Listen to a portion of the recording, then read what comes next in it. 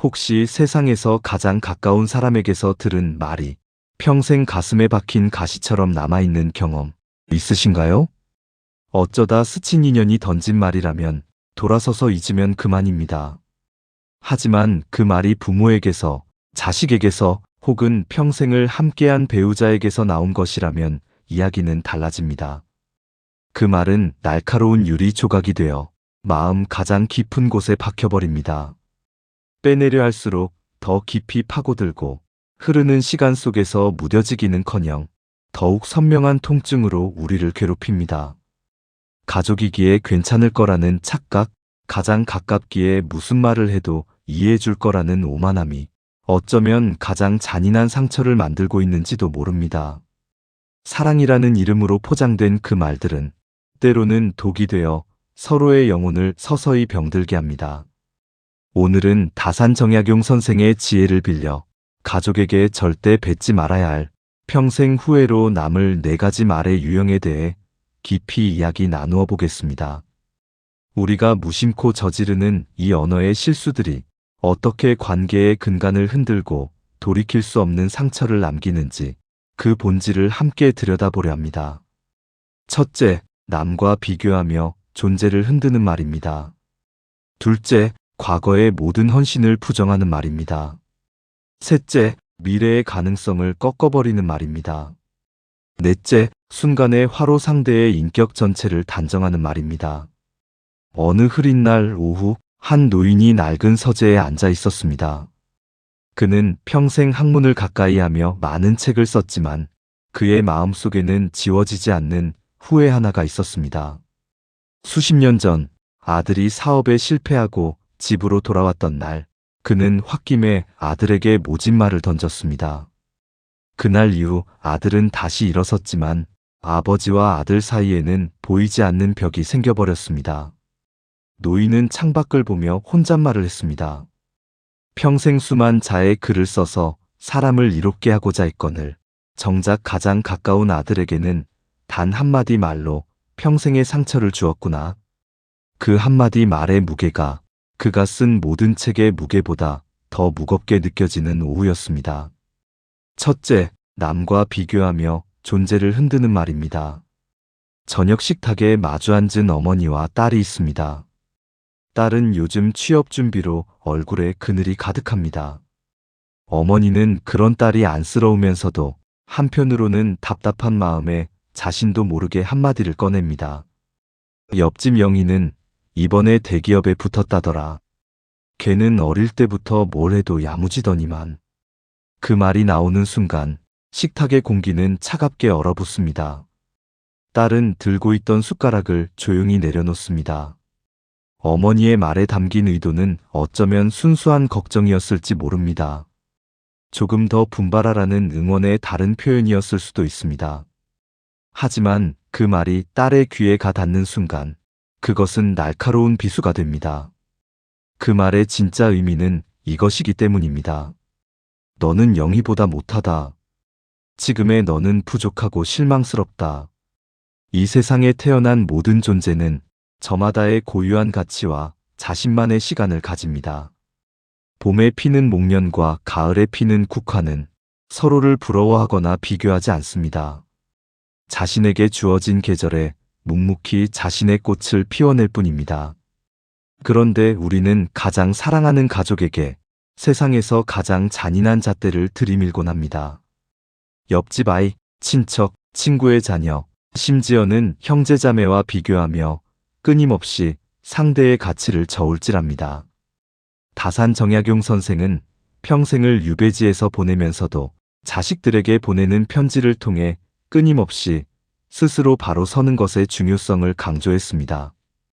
그는 자식들이 세상의 기준이나 남의 평가에 흔들리지 않고 오직 자신의 내면을 갈고 닦아 스스로 빛나는 존재가 되기를 바랐습니다. 다산의 가르침 속에는 인간을 수단이나 비교의 대상으로 보지 않는 깊은 존중이 깔려 있습니다. 비교는 관계를 병들게 하는 가장 무서운 독입니다.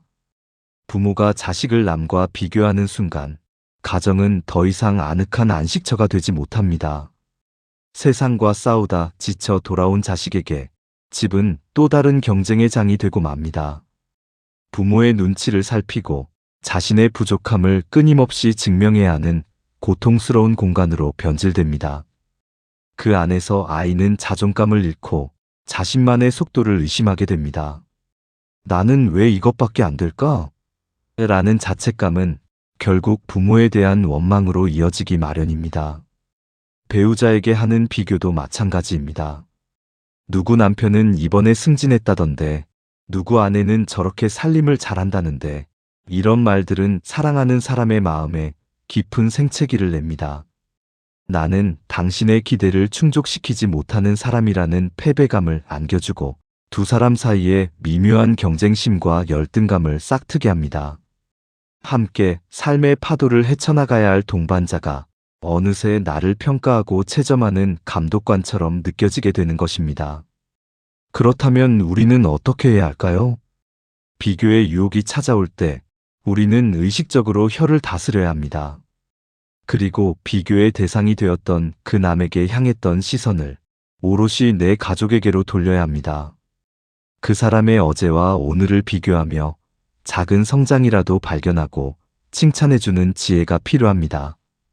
예전에는 힘들어하더니 이만큼 해낸 것만으로도 정말 대단하다. 오늘 하루도 애쓰느라 정말 고생 많았어.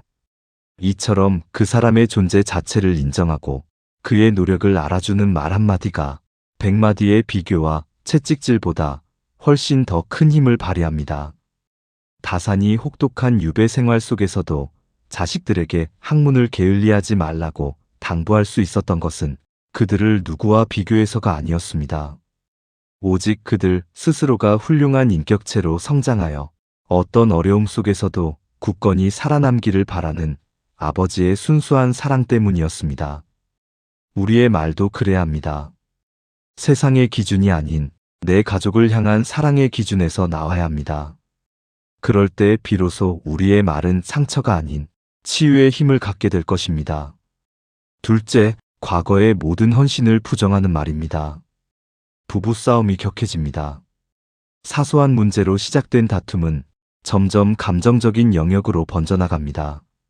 서로에게 쌓였던 서운함이 본물처럼 터져나오고 이성의 둑은 힘없이 무너집니다. 바로 그 순간 결코 해서는 안 될 말이 튀어나옵니다. 내가 당신 만나서 고생만 했지. 당신이 나한테 해준 게 뭐가 있어? 이 말은 단순한 불평이 아닙니다. 이것은 관계의 역사를 통째로 지워버리는 가장 폭력적인 말입니다. 함께 웃고 울었던 수많은 시간, 서로를 위해 감내했던 희생과 노력, 밤새 아픈 아이의 곁을 지키던 밤들, 팍팍한 살림에도 서로를 다독이며 견뎌왔던 세월, 그 모든 것이 한순간에 아무것도 아닌 것이 되어버립니다. 상대방의 인생과 헌신을 송두리째 부정하고 무의미한 것으로 만들어버리는 선언입니다. 이 말을 들은 사람은 분노보다 더 깊은 허무함에 빠져듭니다. 자신이 쌓아왔다고 믿었던 삶의 탑이 와르르 무너져 내리는 것을 경험합니다. 내가 이 사람을 위해 바친 세월이 고작 이런 평가를 받기 위함이었나? 하는 깊은 자괴감과 배신감에 휩싸입니다. 마치 평생을 바쳐 농사를 지었는데 가을거지 앞에서 당신은 씨앗 한 톨 심은 적이 없다는 말을 듣는 농부의 심정과 같을 것입니다. 그 허탈함은 어떤 것으로도 보상받기 어렵습니다. 다산 정약용 선생은 목민심서를 통해 백성을 다스리는 관리의 가장 중요한 덕목으로 헤아림을 꼽았습니다. 상대의 처지와 마음을 깊이 헤아릴 줄 아는 마음, 그것이 모든 관계의 기본이라고 보았습니다. 가족 관계에서도 마찬가지입니다. 우리는 상대가 나를 위해 어떤 마음으로 어떤 노력을 해왔는지를 끊임없이 헤아려야 합니다. 설령 지금 당장 서운한 점이 있더라도 그것이 그 사람의 과거 전체를 부정할 이유는 되지 못합니다. 우리는 너무나 쉽게 상대방의 헌신을 당연하게 여기는 오류를 범합니다. 매일 아침 차려주는 밥상, 묵묵히 가족의 생계를 책임지는 어깨, 이름도 없이 빚도 없이 해내는 수많은 집안일, 이 모든 것들은 당연한 것이 아니라 사랑과 책임감에서 비롯된 고마운 헌신입니다. 하지만 우리는 그것이 사라졌을 때만 그 가치를 깨닫곤 합니다. 자식들이 부모에게 이런 말을 할 때 그 상처는 더욱 깊습니다. 엄마 아빠가 나한테 해준 게 뭐가 있어요? 이 한마디는 자식을 위해 자신의 젊음과 꿈을 기꺼이 희생했던 부모의 가슴에 대못을 박는 것과 같습니다. 자신을 낳고 기르느라 굽어버린 허리, 거칠어진 손, 깊어진 주름 속에 담긴 사랑의 역사를 자식이 스스로 부정하는 모습을 보는 것만큼 부모에게 큰 고통은 없습니다. 순간의 화를 참지 못해 내뱉은 이 말은 관계에 영원히 아물지 않는 흉터를 남깁니다. 설령 나중에 화해하고 사과한다 하더라도 한번 무너진 신뢰와 존중의 기반은 쉽게 회복되지 않습니다. 마치 깨진 거울과 같아서 아무리 조각을 잘 붙여도 그 균열의 흔적은 남기 마련입니다. 이 사람은 내가 하는 모든 것을 결국 아무것도 아닌 것으로 여길 수 있구나 하는 서늘한 불신이 마음 한구석에 자리 잡게 됩니다. 그렇다면 우리는 격한 감정이 몰아칠 때 어떻게 해야 할까요? 가장 중요한 것은 지금 여기에 문제에만 집중하는 것입니다. 과거의 모든 것을 끌어와 상대를 공격하는 대신 지금 내가 느끼는 이 감정에 대해서만 이야기해야 합니다. 당신이 한평생 해준 게 없어 라고 말하는 대신 나는 지금 당신의 이런 말 때문에 너무 서운하고 속상해 라고 말해야 합니다. 전자는 상대의 인생 전체에 대한 비난이지만 후자는 나의 현재 감정에 대한 솔직한 표현입니다. 비난은 방어와 반격을 낳지만 솔직한 감정 표현은 이해와 공감을 이끌어낼 가능성을 엽니다. 그리고 평소에 서로의 수고와 헌신을 인정하고 표현하는 습관을 들여야 합니다. 오늘도 고생 많았어요. 당신 덕분에 우리가 편히 지내요. 엄마가 해준 밥이 세상에서 제일 맛있어. 고마워요. 이런 작은 감사의 표현들이 쌓이고 쌓여 관계라는 둑을 튼튼하게 만듭니다. 그렇게 튼튼하게 쌓인 둑은 어지간한 감정의 홍수에도 쉽게 무너지지 않는 법입니다. 다산의 가르침처럼 상대의 노고를 헤아리고 인정하는 마음이야말로 가족이라는 소중한 관계를 지켜내는 가장 큰 지혜입니다. 셋째, 미래의 가능성을 꺾어버리는 말입니다. 이제 막 자신의 꿈을 찾아 날갯짓을 시작하려는 자녀가 부모에게 조심스럽게 자신의 계획을 털어놓습니다. 안정적인 길을 버리고 새로운 도전을 해보고 싶다고 말합니다. 음악을 하겠다거나 그림을 그리겠다거나 작은 가게를 열어보겠다고 합니다.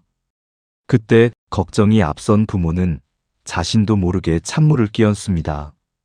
그게 말처럼 쉬운 줄 아니? 너 같은 성격에 그걸 어떻게 해? 괜히 뜬구름 잡지 말고 하던 공부나 열심히 해. 안 될 게 뻔하다. 이 말들은 현실적인 조언이라는 이름으로 포장되어 있지만 실상은 상대의 미래에 대한 사형 선고와 다름없습니다. 아직 피어보지도 못한 가능성의 싹을 가장 가까운 사람이 짓밟아버리는 행위입니다. 세상 그 누구보다 나를 믿어주고 응원해줄 것이라 믿었던 가족에게 너는 안 돼라는 낙인이 찍히는 순간 그 젊은 영혼이 느끼는 절망감은 상상하기 어렵습니다. 세상이 모두 등을 돌려도 마지막까지 내 편이 되어줄 것이라 믿었던 단 한 사람이 가장 먼저 나의 꿈을 비웃는 것입니다. 다산 정약용 선생은 두 아들에게 보내는 편지에서 패족, 즉 몰락한 가문이라는 한계에 갇히지 말 것을 거듭 당부했습니다. 아버지가 죄인이니 너희의 미래도 없다고 좌절하지 말고 오직 학문과 독서를 통해 스스로의 길을 개척하라고 가르쳤습니다. 그는 자식들의 가능성을 현실의 벽 앞에 가두려 하지 않았습니다. 오히려 그 벽을 넘어설 수 있는 힘과 지혜를 끊임없이 불어넣어 주었습니다.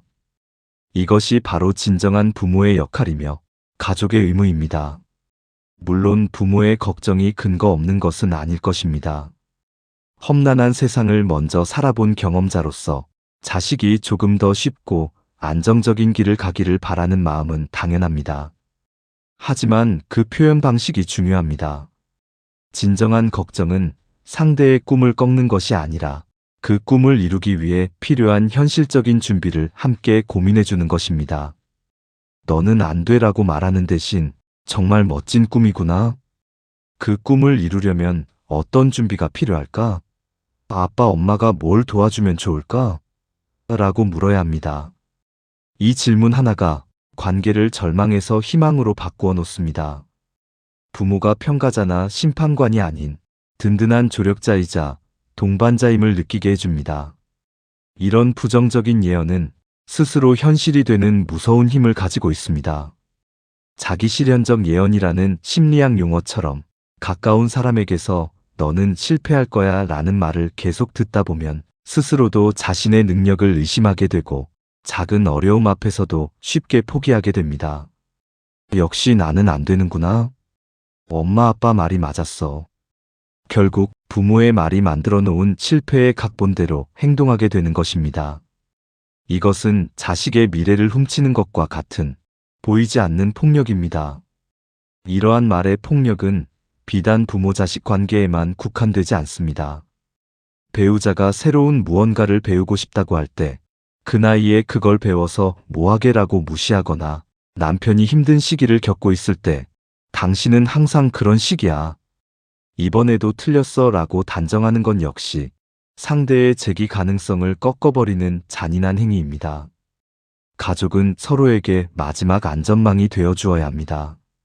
세상 모든 사람이 등을 돌릴 때 나는 당신을 믿어라고 말해줄 수 있는 유일한 존재가 되어야 합니다. 만약 여러분의 가족 중 누군가가 새로운 도전을 이야기한다면 섣부른 판단과 조언을 잠시 멈추십시오. 그리고 먼저 그의 눈을 바라보며 그의 이야기에 진심으로 귀를 기울여 주십시오. 그의 목소리에 담긴 설렘과 두려움을 함께 느껴주십시오. 그리고 말해 주십시오. 결과가 어떻든 나는 항상 네 편이야. 당신이 행복하다면 나는 그걸로 족해. 한번 힘껏 해봐. 이 격려 한마디가 한 사람의 인생을 바꿀 수도 있습니다. 다산이 절망의 유배지에서 아들들의 미래를 밝혔던 것처럼 우리의 말은 사랑하는 사람의 앞길을 비추는 등불이 되어야지 그 길을 가로막는 장애물이 되어서는 안 됩니다. 넷째, 순간의 화로 상대의 인격 전체를 단정하는 말입니다. 아이가 방을 어지럽혔습니다. 몇 번을 치우라고 말했지만 아이는 들은 척도 하지 않습니다. 결국 부모의 인내심이 바닥나고 감정이 폭발합니다. 너는 어쩜 그렇게 게으르니? 정말 이기적이다. 혹은 더 나아가 네가 그러니 맨날 그 모양이지. 누굴 닮아서 그 모양이냐? 이 말들은 아이의 행동을 지적하는 것이 아닙니다. 방을 치우지 않은 행동이라는 하나의 사건을 넘어 아이의 존재 자체를 공격하고 있습니다. 너는 게으른 아이, 너는 이기적인 존재라고 낙인을 찍어버리는 것입니다. 한번 찍힌 낙인은 쉽게 지워지지 않습니다. 아이는 자신의 행동이 잘못되었다는 것을 배우는 대신 자기 자신이 근본적으로 잘못된 사람이라는 수치심과 죄책감을 배우게 됩니다. 다산 정약용 선생은 수신, 즉 자기 자신을 닦는 것을 모든 학문의 근본으로 삼았습니다. 그는 인간이란 끊임없이 자신을 성찰하고 잘못을 고쳐나감으로써 더 나은 사람이 될 수 있는 존재라고 믿었습니다. 이러한 관점에서 볼 때 한 사람의 특정 행동을 가지고 그의 인격 전체를 규정하는 것은 그 사람의 성장 가능성을 원천적으로 부정하는 매우 오만한 태도입니다. 사람은 게으른 존재가 아니라 때때로 게으른 행동을 하는 존재일 뿐입니다. 사람은 이기적인 존재가 아니라 때때로 이기적인 행동을 하는 존재일 뿐입니다. 행동은 고칠 수 있지만 한번 규정된 인격의 낙인은 그 사람의 정체성이 되어 평생을 따라다닐 수 있습니다. 특히 누굴 닮아서 그러냐는 말은 최악의 말 중 하나입니다. 이 말은 당사자뿐만 아니라 언급된 또 다른 가족 구성원에게까지 상처를 줍니다. 부부 사이의 갈등이나 불만을 애꿎은 자녀에게 투사하는 비겁한 행위입니다. 아이는 자신 때문에 부모님이 서로를 미워한다고 생각하며 자신의 존재 자체에 대한 죄책감을 느끼게 될 수도 있습니다. 한마디 말로 세 사람 모두에게 깊은 상처를 남기는 것입니다. 화가 머리끝까지 치밀어 오를 때 우리는 눈앞의 상대가 내가 사랑하는 가족이라는 사실을 종종 잊어버립니다. 마치 평생의 원수를 만난 것처럼 가장 아픈 곳을 골라 가장 날카로운 말로 상대를 베어버리려 합니다. 하지만 화는 지나가는 소나기일 뿐이지만 그 소나기 속에서 던진 말들은 상대의 마음에 깊은 홍수를 남깁니다. 물이 빠져나간 후에도 관계의 토양은 쓸려나가고 폐허처럼 변해버릴 수 있습니다. 그렇다면 우리는 이 감정의 폭풍 속에서 어떻게 중심을 잡아야 할까요? 다산이 강조했듯 나를 먼저 돌아보는 훈련이 필요합니다. 상대를 비난하기 전에 나는 왜 이렇게 화가 났을까? 라고 스스로에게 먼저 물어야 합니다. 내 감정의 진짜 원인을 들여다보면 그것이 단순히 아이의 어지러운 방 때문이 아니라 오늘 회사에서 있었던 힘든 일 혹은 내 마음속의 다른 불안감 때문일 수도 있다는 것을 깨닫게 됩니다. 그리고 상대를 비난할 때는 반드시 그 사람의 인격이 아닌 행동에 대해서만 이야기해야 합니다. 너는 게으르다가 아니라 네가 방을 치우지 않아서 엄마가 힘이 든다라고 말해야 합니다. 너는 이기적이다가 아니라 네가 약속을 지키지 않아서 아빠는 실망했다라고 말해야 합니다.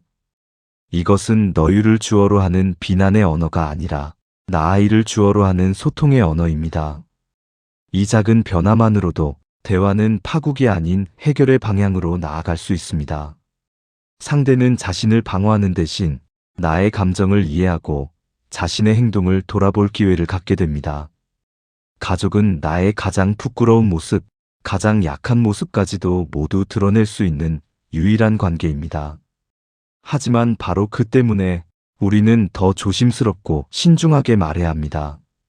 나의 순간적인 감정이 사랑하는 사람의 존재 자체를 부정하는 칼날이 되지 않도록 우리는 끊임없이 스스로를 경계하고 다스려야 합니다. 그것이 다산이 평생을 통해 말하고자 했던 진정한 수신의 길이자 가족을 지키는 가장 현명한 방법일 것입니다. 우리는 오늘 가족이라는 이름으로 무심코 던지는 4가지 말의 무게에 대해 이야기 나누었습니다. 정리하자면 우리는 가족이라는 이름으로 무심코 남과 비교하는 말, 지난 세월의 헌신을 한순간에 지워버리는 말, 상대의 미래 가능성을 멋대로 재단하는 말, 그리고 순간의 화로 상대의 인격에 낙인을 찍는 말을 내뱉곤 합니다. 이 말들은 모두 하나의 공통점을 가지고 있습니다.